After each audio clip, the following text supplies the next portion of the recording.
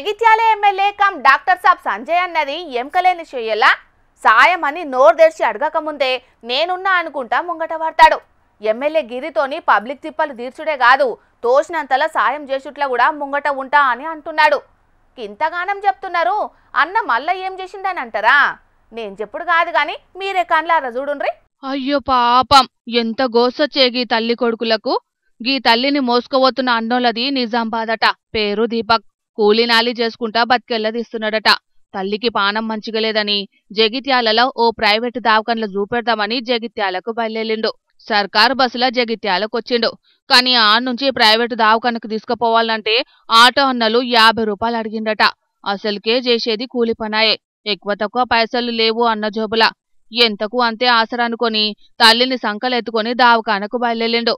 ఇక చుట్టుముట్టోళ్ళు వీడియో తీసి ఇంటర్నెట్లో పెట్టంగానే ఎమ్మెల్యే సంజయ్ అన్న కనలబడ్డది. అటెంక ఏమైందో అన్న చెప్తున్నాడు. ఈనుండ్రి. అయితే నేను నిజామాబాద్ నుంచి వస్తున్నాను. ఇలా జగిత్యాల బస్ దిగంగానే నరాల హాస్పిటల్ కాడికి తీసుకపోతున్నా మమ్మీని. అయితే ఆటో అడిగితే ఆటోడు 50 రూపాయలు అని అన్నాడు. అయితే నేను 50 రూపాయలు ఇవ్వకపోతే అదే మమ్మీని మోసుకొని ముందడు పోగానే ఒక ఆయన నాది వీడియో తీస్తున్నాడు. వీడియో తీసి వైరల్ చేసినాడు.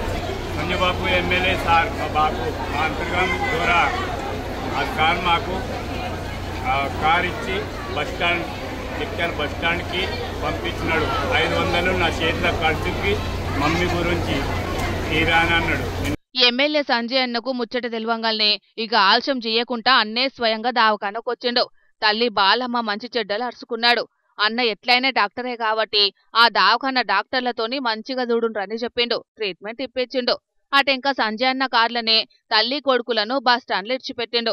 ఇగి ముచ్చట సంజయ్ అన్న ఫాలోవర్స్ కు ఎరకగాంగల్నే సాయం చేసుట్లా అన్నను మించినోళ్ళు లేరు. ఎవ్వలనేది చూడకుండా సాయం చేసుట్లా అన్నకు అన్నే సాటి అనుకుంటా తారీఫ్ చేస్తున్నారు.